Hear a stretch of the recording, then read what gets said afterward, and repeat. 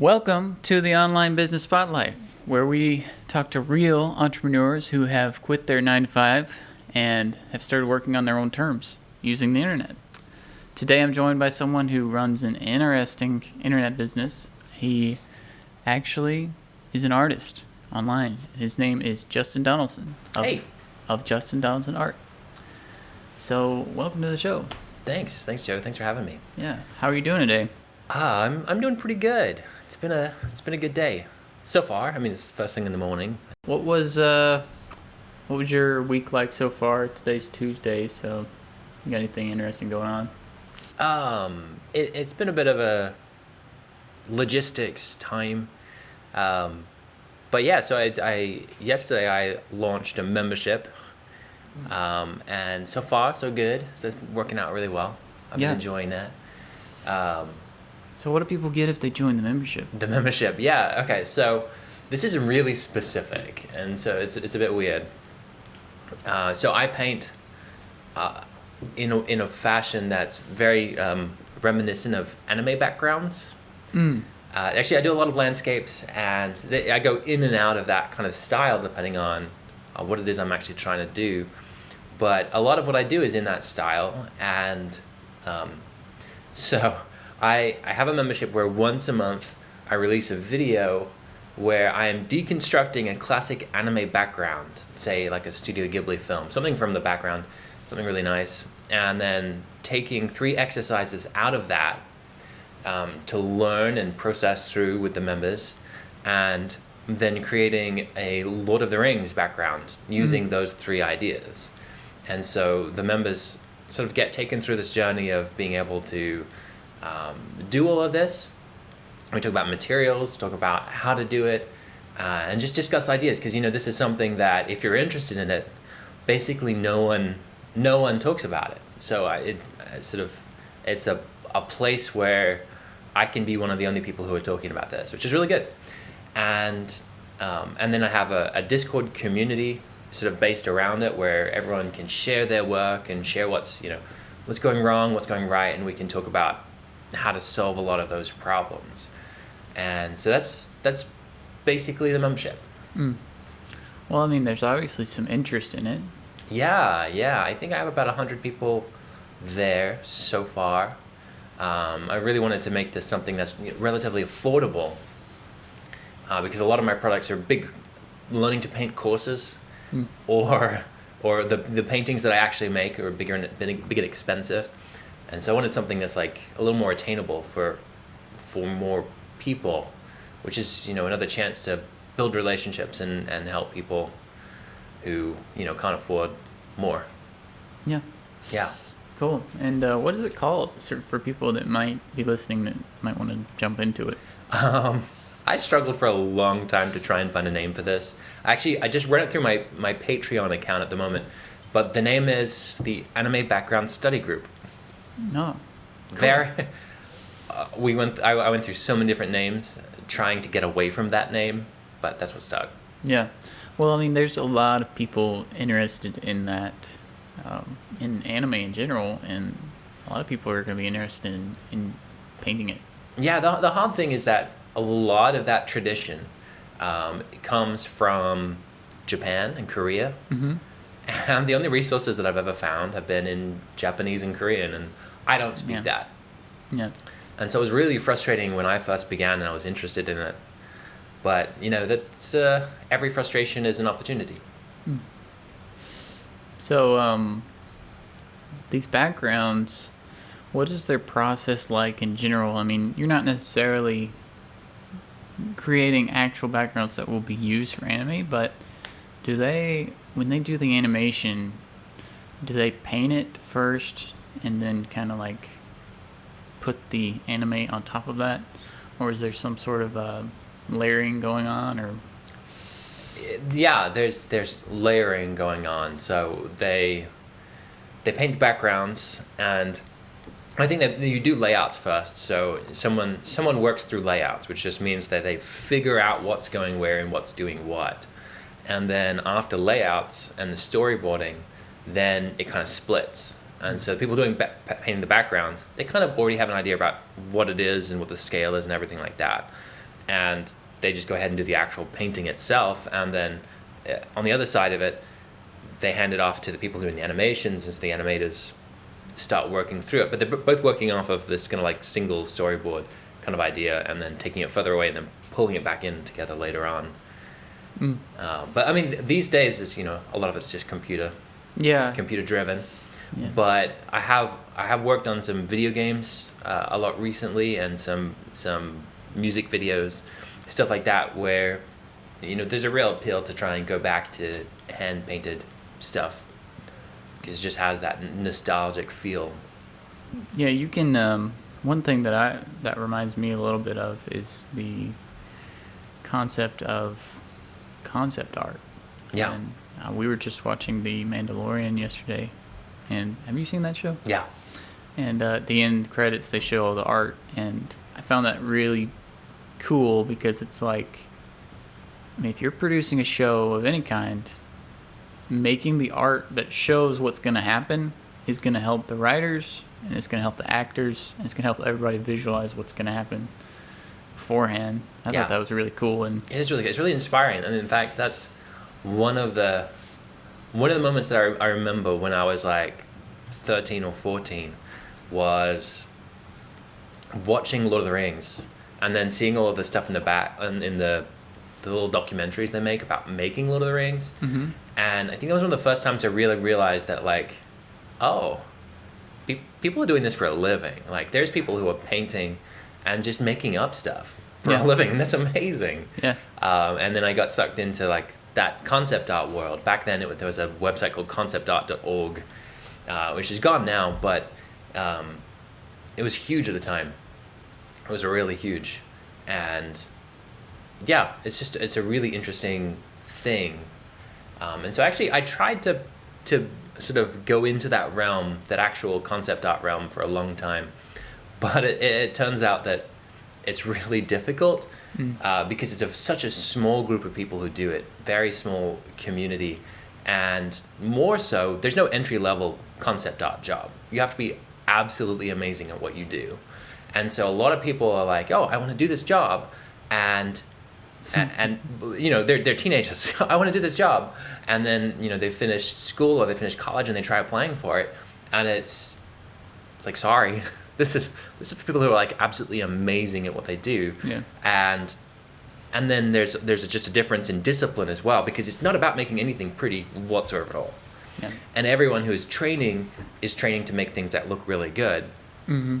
And so there's this disconnect. It's really actually about creating ideas rather than creating pretty art. And then at the end, when everyone's wrapping up, they're like, yeah, let's make this a bit prettier so we can show it to people. Yeah. And so, at that stage that I was really pursuing that, I just wasn't ready for it. Yeah. I mean, it's also like anything in Hollywood, you gotta have the connections. Oh, absolutely. So yeah, you can't succeed without knowing the right people who are going to do the right thing. A lot of people just get taken out of college and trained up within certain big studios programs, and so if you're not in that, then you're probably not getting a job. Yay. Yeah. One thing a lot of people don't realize about the old Star Wars movies is that they actually had scenes where you can see that they've painted backgrounds over the actual scene. Yeah, it's amazing. There's it's called matte painting, MATTE, matte painting, and they used to paint it on glass. And so they'd literally be using oil paints and stuff, and make it this really thin layer, but like everything is just, it looks real. And then they'd place it in front of the camera, and then they'd place the camera in just the right spot. Yeah. That it blends in with what's behind it, and you don't notice, you can't tell from examining. And the people who are really good at that, like, those are still like amazing, mind-boggling paintings. Yeah, it's beautiful. And it's really crazy. Like the scenes where Luke Skywalker lands on Yoda's planet. Mm-hmm. His ship is there, and almost the entire background is all painted, but it looks seamless and it looks beautiful, and you can't even, it still holds up today. Yeah. I think that's what's beautiful about the old Star Wars movies, is just just the effects were so revolutionary and cool. And then we got the prequels. And The what? Yeah, the prequels, and they were. I didn't know that the prequels ever actually happened. Yeah, I'm trying to forget about them. And then you have the sequel series, and it's like, I feel like the sequel series is amazing as far as effects go, but it left some things to be desired, story-wise, and It's hard to live up to the original. yeah. And my friend and I were just talking about how George Lucas went from being loved to hated, and then loved again when Disney bought it. People were like, everybody misses George Lucas now. So Right. Yeah. yeah. So you have done a lot of things. You've gone in and out to a lot of different realms, but I was wondering if you could tell the audience where you got your start, and what, did you start working a job and then do this, or did you just graduate college and then immediately start a business? I graduated college and then moved to America. Basically right away. I'd met a woman, and so I moved here with her. And for that first year, I wasn't actually allowed to get a job because we were still sort of figuring out the visa situation and getting papers processed and everything like that. And so during that time, I decided that painting was something that I actually wanted to pursue and see if I could do it. And so I was like, I can't work, so I may as well paint. So I'm going to try and paint and see if I can get good enough. And yeah, it was that process that started things off. It was really hard. I mean, the whole time, it's like, well, at the end of this year, I want to be making money with my painting, which didn't happen. When you first start out in a really difficult craft, it takes a long time to do it, and the quality of the product is terrible. And so, because it takes a long time, you're like, well, then it really should cost a significant amount of money because of the amount of time you put into it. But time equals money is a terrible equation, and it's not helpful for anyone. But yeah, unfortunately, that just doesn't work out. So I tried doing a bunch of things. I was making portraits, doing a lot of bridal portraits, trying to sort of get into that market, seeing, well, there's people spend a lot of money on their wedding, and can I get in on that and just paint women in pretty dresses like that. I mean, that sounds pretty good, but again, I think that would be successful if you know the right people. So unfortunately, at that point, I didn't know the right people, and then I tried to do some gallery work. It's kind of all of this stuff together, just trying to see what works. And the gallery work, again, when you first enter that gallery world, you have to. If they take you and for people that don't understand, how does the gallery system work? Like, essentially, they take 50% of the sale. Okay. And a lot of the time, they also rent out the space to you. So you're paying like $100 or $200 a month for this much wall space, and then they take 50% of what comes out on the other side of things.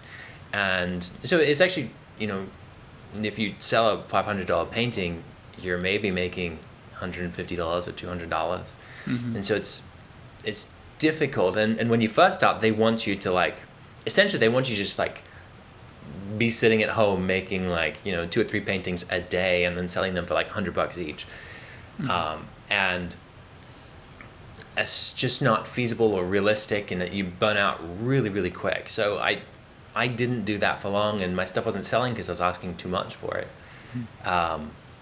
But at the same time, I that just wasn't a way that I could live or work. And by that time, I'd started some jobs, just cafe jobs. And I met somebody who was about to start. He was a professional artist. He'd done a lot of his own business and done very well for himself. And he was starting a new one. He was starting a games company and wanted me to paint backgrounds for him. And so I jumped in on that, and I was painting backgrounds. But if anyone's been in the sort of indie games realm for any period of time, you realize that the minute you're in this small development team, you basically have to start doing everything. So I was in that group for about 2 years, and by the end of it, I wasn't painting at all. I was just coding all day long. Okay, so you went in with the expectation that you were gonna do some of the more art things that you obviously are interested in, Yeah. and you ended up coding. Yep, that's how it worked out, and to no one's fault except for perhaps my own. Just when you're in that small group, you have to make the product succeed, and you do everything you can to do that. Otherwise, you don't get paid. So, yeah, I did that, and then eventually, after a couple of years, that group folded, and that was fine. And by that time, I was just like, okay, I really want to paint. I don't want to be doing this coding all day long. I want to paint. And so I started switching to a lot of more like that kind of entertainment painting, kind of like concept art, stuff like that, doing little commission jobs everywhere. I was using the websites like Upwork, which is a terrible site. But, when you don't know what to do, you do things like that. Yeah. And so I started with that and a couple other websites. And eventually I was making a living doing that, painting book covers. On Upwork? On Upwork. Wow. And a couple other sites. There's hireanillustrator.com, which is a gallery site, which is much better. And Readsy, which is a community for independent authors. And so being in there, communicating about my work as someone who can paint book covers. So I did a lot of fantasy and science fiction work like that for book covers. And I was doing that. So it was really difficult because a lot of burnout. You're always looking for your next job, and your job only pays what it pays and no more. And then they take a percentage, right? Some of the websites do. Some of the websites just ask for money up front to show you. And but yeah, so the numbers only just work out, and only if you're living in the middle of nowhere. Which we kind of do. We do over here. Yeah, but we're not like, we're not the cheapest place to live. We're close. In America, in America, yeah, in America we are.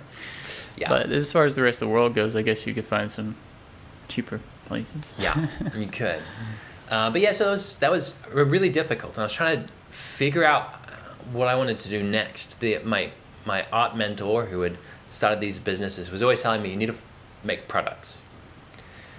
Service is a hard place to be. You want to make products. Because that's something that you can just continue to get paid for something that you do.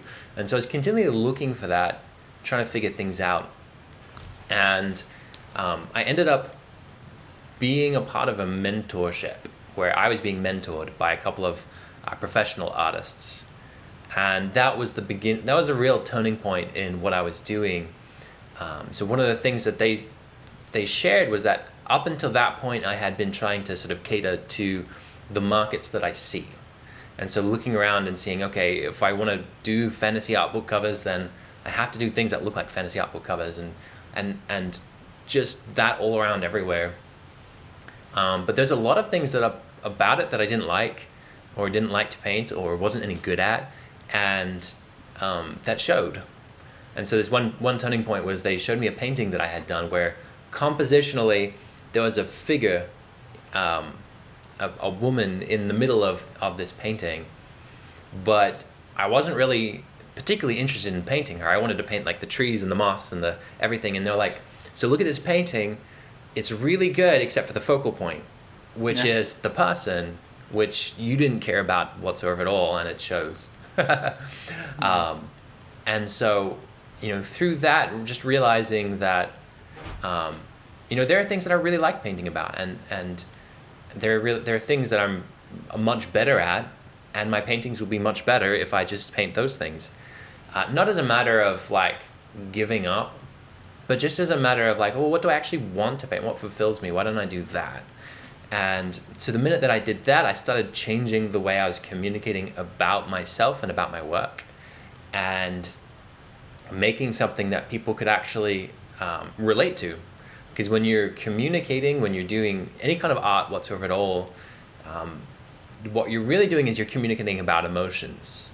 And, you know, in a certain way, they say, like, you know, do what you know, which is sort of, you know, I have something to say about certain feelings and certain things inside of paintings. And the minute that I start actually focusing in on that, I'm actually creating a product for people, and something that other people can relate to and care about, because I relate to it and care about it. And so that was a huge turning point, and everything changed after I started doing that. You know, when I started, I had like 400 followers, and I think 6 months later I had 40,000 followers, and then now I have 120,000 followers. And so, and next year you're gonna have 1.5 million. I'm guessing 250,000 might be a more realistic goal, but we'll see. Well, you could just get like fake followers. You know? I could do that, but they are absolutely worthless. So it's really interesting. People are like, you know, Justin, you have a lot of reach and a big account. Can you share my work? And it's really interesting that even though, like, I have 120,000 followers, if I were to put your work up to my 120,000 followers, if your work looked like my work, they would be really interested in it, and they would snap you up. If your work was about different things, they wouldn't care. Yeah. They just don't respond. They literally do not respond. I can put up, and I have done this, put up other people's work that's just not communicating about the same things that mine is, and these people don't care. Yeah. Which is, you know, what probably actually what you should expect about them. And so it was just really interesting seeing that, and seeing that reach itself, you know, reach to people doesn't really matter. It's kind of about context and what it is that they are actually interested in. You know, they're a completely different market, which is what makes it hard for artists, is that even though we do the same thing as each other, we're all talking about different things, and our markets are completely different. And so through that, you kind of have to start to understand that communicating to a market about about the things that the market cares about is what actually gets results. Yeah. So speaking of the market, I was going to say a quick message about our sponsor, the subscribe button. So if you're watching this and you want to, you know, if you want to see more episodes, I've got some more people lined up that are going to talk about interesting business ventures. And you can hit subscribe on one of these, whatever platform you're on, and you get reminded of future episodes. But going back to what you were saying about followers, it kind of reminds me a little bit of this concept of cold email. Yeah. I had a friend who came to me and said, "Hey, I got 100,000 people that." I don't know how we got their emails, but it's like, I got these emails and I need you to, can you like do something with them? I was like, well, if we put them on MailChimp, you'll get banned because, you know, they're just going to like run it through their system, and then people will report you, and then the MailChimp will just ban your account. And then if we email them directly, nothing's going to happen. And we actually tried it. We had a service that we used that sent emails, and it was designed to send emails once every 5 minutes so that it kind of looked like a real person. And it would send it to these people all day long, and during working hours too. But it was like nobody responded, because it's like, why would they? No. They have no reason to, you know. Whereas if you can give them, if you approach a person or an audience with something that they're actually interested in, like you were saying with a product, then it's going to have a much better response. For people who are listening who don't know what a product is, like I didn't know what a product was when I started my business. And what he means by that is there's a difference between saying I'm just going to sell my work or my labor and, you know, attach a monetary value to that somehow, versus I'm going to package together a product. So the way that works is like, imagine a pest control company, and they could say, well, we would charge you per hour that the pest control guy is there. That would be really confusing for the customer, because they'd be like, well, how long was he here? He was only here for like 10 minutes, or maybe he was here for like 3 hours. They don't really know what to think with that. But if you say, we have a complete, get rid of all the cockroaches guarantee for $120, then they will see that as a product to purchase. And that product, includes profit. And so that's the thing with all of his products, is like, he has to include profit in there, otherwise his business cannot function. Yeah. So.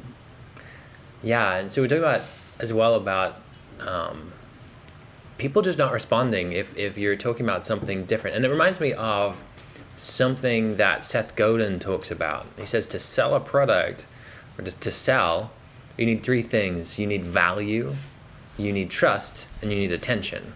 So if we're talking about just straight up cold emailing somebody, Mm-hmm. the only one of those things that you have, and only in a small amount, is attention. Like, just only so much attention as to be present in their email box, and for them to press delete. But if you actually want to sell something, you need to be providing value that they care about, and you need to be someone they trust. And so there's this idea of like, when you see something that you've never seen before, you don't trust it. Like, you just don't have any inherent trust to it. And so one thing people say is that they need to see something at least 3 times before they like actually think about it and register it and start to process through, what is this? But even that's really a small amount. And so a lot of business and communication is to say, well, how can I get your trust? How can I build a product that is actually valuable? And how can I get your attention to look at it? And so for me, I have enough attention at this point with what I do. And so then it's really working on the other 2 things. They're like gaining your trust. And so to do that is to be consistent in the messages that I communicate. A lot of people who do art, but they're really focused in on just value. So you mentioned, like, when you first just start with people, it takes a couple of times to get their full trust. Yeah. And if you just send someone an email or call someone up, all they have is one aspect of that, which is attention. Possibly. A little bit. Possibly. Yeah. And I mean, I don't know about you, but I get probably a couple emails a week from Indian companies that are like, hey, we develop websites. We saw that you had a website registered on GoDaddy.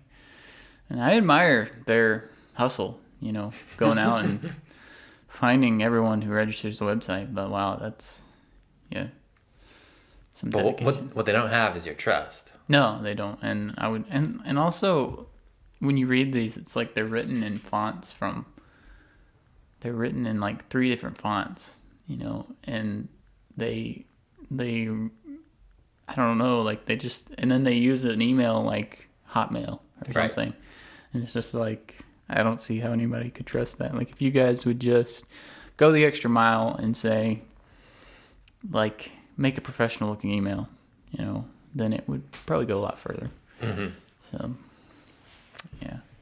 So you went through your story a little bit and how you started and how it kind of springed out of like just having extra time and trying out something while you couldn't work.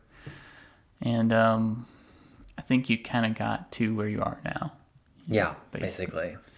Yeah. So going back to the beginning, is there anything that if you knew it now that you would tell yourself then that would have helped you? Yeah, I mean, I think there's a couple of things. The first is that when I first began, I was looking for a single way of doing things in a number of different ways. First of all, like artistically, thinking that there is just one way to paint and let me go find it. And I eventually ended up going to a conference with a whole bunch of professional artists and watching them paint, and I realized that there's no single one way to paint. It's just whatever works, which was absolutely freeing. And then at the same time, like, oh, well, am I supposed to do that all on my own then? Try and find it out how to make it work. And then the same thing is true of the business side of things. There is no single one way to make it work. And finding out what it is that you are actually uniquely qualified to create. And essentially, and that sounds like an attack, or it sounds like, oh no, I might not be uniquely qualified. But that's actually not the point. The point is, what can you speak to? What do you actually care about? And then it becomes freeing, because then it's like, oh, okay, I'm here to communicate and speak about things that I care about. Oh, well, that sounds nice. As opposed to like trying to find the single way, or like, what is working in the market at the moment? Like, what do I see other artists doing? Yeah. And, maybe I need to do that, which really, I see that crippling a lot of people. And so them trying to, because here's the other thing with art in particular is that when you are doing something that doesn't come naturally to you, it takes you 2, 3, 4, 5 times longer. And so when I was trying to make book covers, and the person would be like, well, I kind of want it to look like this. And you're like, well, why did you come to me? Because that's not what my stuff looks like. But I need the job, so I'm going to take it. And it's going to take 2 or 3 times longer than anything else that I could have done just by myself. And it's going to be way worse. Yeah. And so just kind of acknowledging that. If I had acknowledged that early on and knew it and be able to work with it, I would really have developed myself sooner and created more work and created more high quality work and been able to communicate with more people. I'm not sure that I regret not doing it, because I'm quite happy with where I am now. I don't want that to change. But yeah, I feel like that's something I needed people to tell me.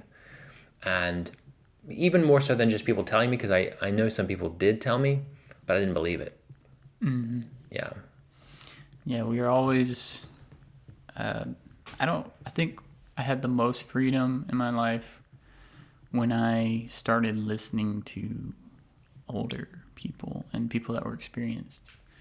There was a moment in my life when, I think when you're in your 20s, when you're early 20s, just starting out. Sorry. I would qualify that with qualified older people who are experienced. Yeah, not people who just have an opinion. And a lot of people have a lot of opinions, and a lot of their opinions are terrible. Yeah. And seniority does not equal wisdom. Yeah, you got to talk to people that are successful. Yeah, people who, and there is, I think when you're younger, there's a sense of I need someone who has done exactly what it is that I want to do, and they're going to know exactly. But I would say that that's not always true. There are people who are very good at analyzing patterns and trends that go beyond the scope of exactly what it is that you do. And it's those people who can see patterns and trends who are really sort of gain wisdom, if you were to use that word, and who can look past any one particular thing. Like, there's a lot I can learn from you, even though you're not an artist. And if I'm willing to listen to you, then I will learn a lot, because I know that you're good at what you do and you're wise. And but I don't have to look at people who are actually just within my little realm. And in fact, looking at people who are within my own little realm, maybe this is particular of art, but that can actually be crippling. That can be a bad thing, because there's a lot of emotion in art, as you can imagine, and a lot of artists who come up with strange ideas. And, I know within my little circles, people price their work way too low. And it's very easy to look at them and say, well, I need to be pricing like that. But if you look outside of that realm at people who are good at business, you realize, okay, the numbers don't add up. No. For people who price their work really low, and the people who know business are pricing higher, and they're making life work, and then they're less stressed because their life is just working. Yeah. And so looking outside at those older people who who are successful. Because I also know that just being successful doesn't mean that you're good at doing what you're doing either. A lot of people get to success through luck. And so just emulating based off of success is also not always a wise idea. And there's different kinds of success too. Yeah. There's some people that have, maybe they've only ever done one job in their entire life, but they know how to do life. They know how to make the most of their life. You learn a lot from that. And I made a lot of mistakes in my early 20s with going into things that, you just try out things and see what happens. But I went into a lot of different industries that were not exactly weren't a really good fit for me at the time. And I also talked to a lot of people that I perceived to be as successful, and looking back at it, they were toxic and not a good person, not good people to get any advice from. No. And I think that's what you got to realize is, a lot of these people listening who are just starting out, you might have a lot of toxic people in your life. That's so true. There's also people who are very successful in certain ways. If we're talking about art, there's a lot of people who have a lot of followers who are terrible business people and who are poor and are just struggling to make ends meet. But if you're just beginning in your journey and you look at them and you're like, oh, they're successful. Let me do what they do. So I go ahead and price my things like they do. I market things like they do.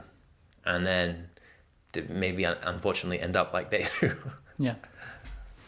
Yeah, I do the math all the time on these. There's, in my realm, which is marketing, there's a lot of people that out there that are just they have no idea how to price things, and they just throw a number on there. And if you're a marketing company, one thing that people might not realize is you constantly get asked about other marketing company inquiries, because there are other marketing companies that go out trying to ask people to be their client. And if you're currently managing that company might ask you about that. And so I get to see a lot of different proposals and a lot of different people's stuff. And there's a lot of people out there they'll send a proposal, and they just they're obviously not going to take over our work for them, because we already have the person's trust and all that.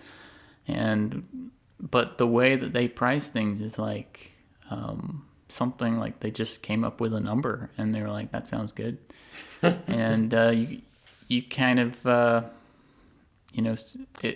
you can't do that, because you can't. I think what a lot of people are coming from is they're coming from a job. And so they're coming from whatever their job is and whatever they made, and they're like, oh, cool, I can make double what I make for, of my job. That's great. And they kind of forget about taxes and expenses and all that fun stuff, that basically drives up the cost astronomically. Yeah.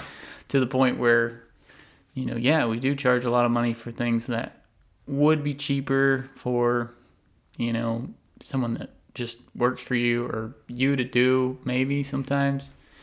But we have them packaged together as a product, like you're saying. And I think that there's all that to say that there's just a lot of people out there that they don't know how to value their work. Yeah, it's so hard. And especially when your identity is tied up in your work, and your identity is tied up in your product. And so, it's one thing when it's tied up with your work, but when it's tied up with your product, then the value of your product becomes about the value of you. And we mostly have very messed up ideas about the value of me. Or, that the divorce between identity and product is actually really difficult. Yeah, and you might undervalue yourself, I think, or you might overvalue yourself, but I think it's more likely that you're undervaluing yourself at the beginning, because you don't know how to find people that actually value what you do. Oh yeah, absolutely. That's the other thing, is trying to find a market.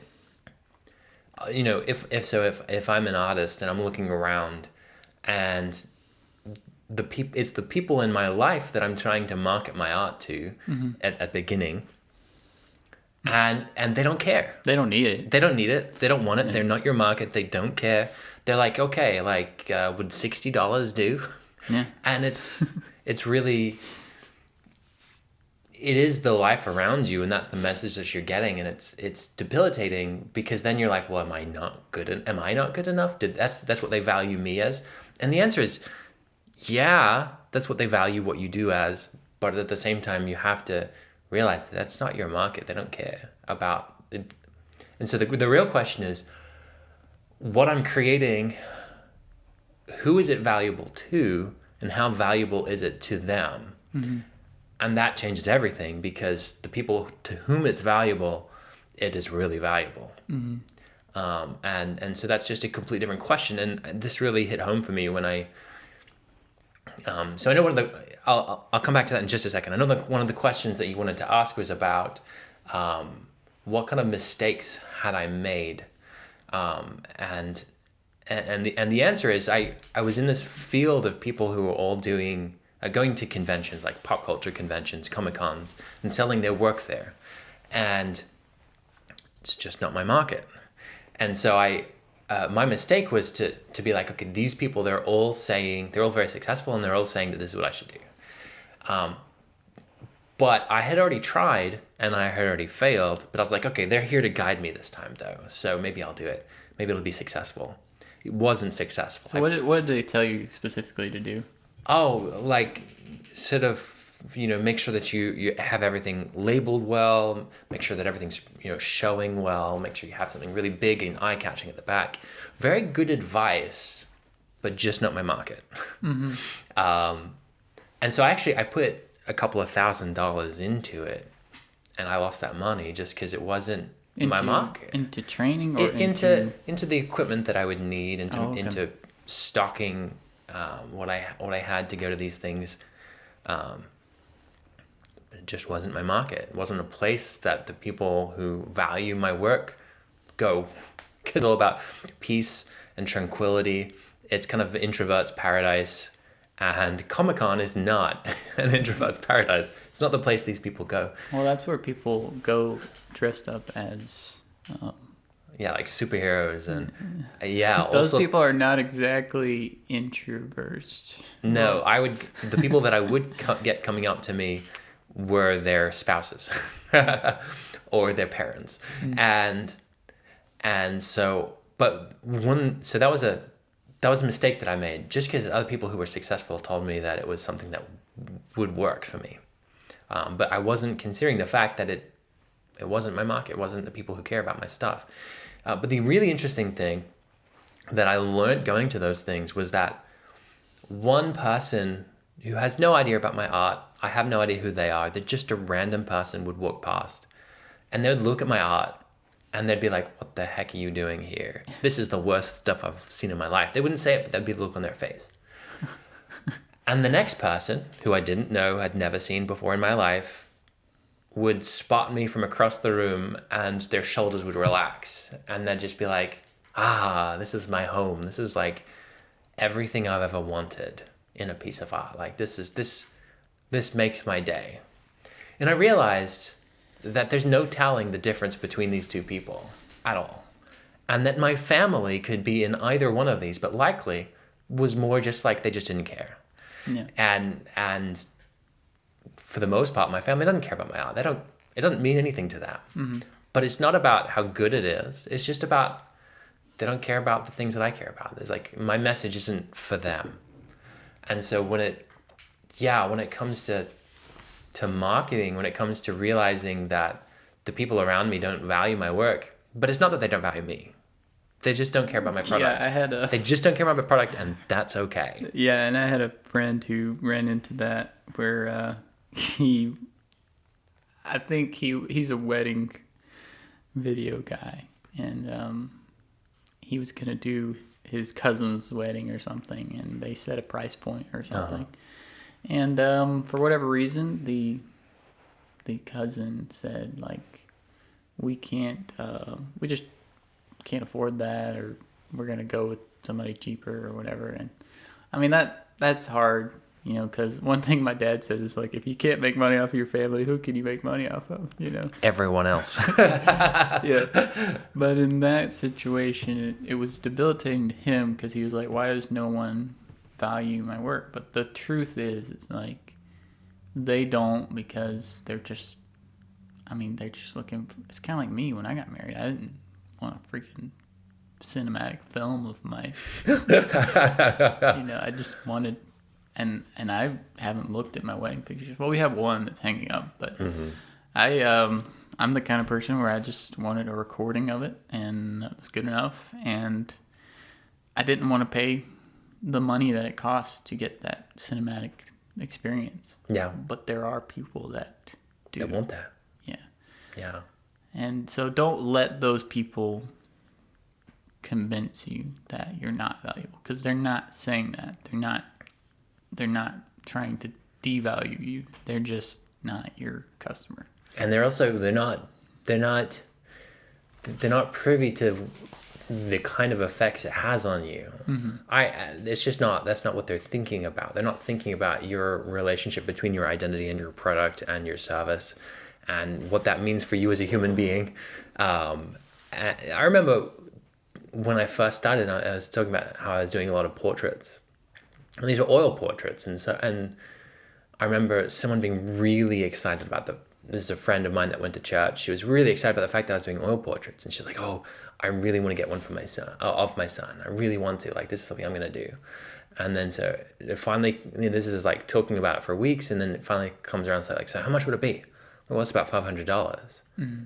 And she goes, oh, no, I can't do that. Like, no, that's not, that's not worth it to me. I mean, it's a lot of money. It's a lot of money. Anybody. Yeah, absolutely. But then it can put you in a spiral, or it can make you feel like it's not the right thing for the right, it's not right. But yeah, once again, just not your market. That's all. That's all that means. Yeah. And I've come to terms with that. I had to, just because just being able to be a business, you're gonna be too expensive for most people, and it's all good. And another hard part about that is just saying no. Like, so people will come to you for your service and you need them for their money. And when you're early on, it's really hard to tell somebody no. Yeah. Like they'll come and say, well, can I have this thing? And you tell them how much it is, and they're like freaked out. And then there's a place in your gut that says, I need this sale. And so like you half the price. Or they're asking you to do something totally random, like we right outside of your realm of what you actually do. That definitely happens. And then you spend twice as much time working on something that's worth half as much, and then the problem is, though, that then you don't have enough money to be generous to people. You don't have enough money to actually like make it good, give it the time and priority it needs. But then the next time you need money, the next sale that you're going for, you need it even more. And you're more desperate.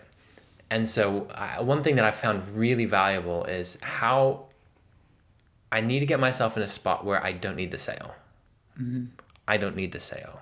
And now suddenly I can actually be generous with who I am and my time and everything that I can do. But I could also say no to things that actually aren't good ideas.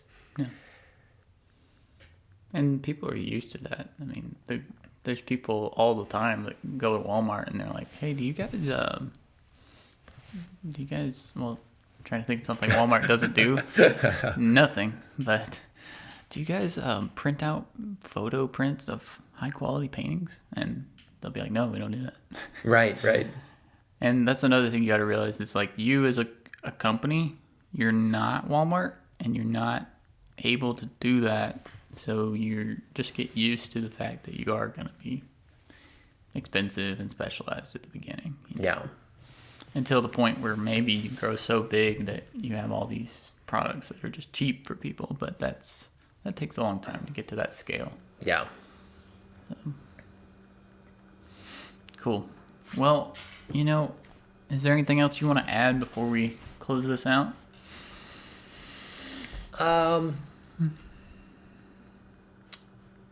Not particularly. Yeah. At least I'm just drawing a blank right now. Yeah, I mean, you've shared a lot of really valuable things that I think, especially for people in anything related to creativity, not just artists. Like, well, there's a lot of different kinds of artists. Yeah. You know, and people that are doing things that could be considered the creative space. Like, we do web design. I don't personally design them. My wife does, but I am kind of more on the technical. But being in the creative space, people thinking about something that involves their creativity, I think your words have been very helpful. Good. So, and where can people connect with you and find you? Yeah, my website is justindonaldsonart.com. My Instagram handle is Justin_Donaldson_art. And I think my Twitter handle is JDonaldson_art. Yeah. Yeah. So I'm in all those places. Well, go find him on one of those preferred platforms, and yeah. Yeah. Thanks for coming into my studio. Thanks for having me. We'll see you, buddy. I'll see you later. All right. Cool. Nice.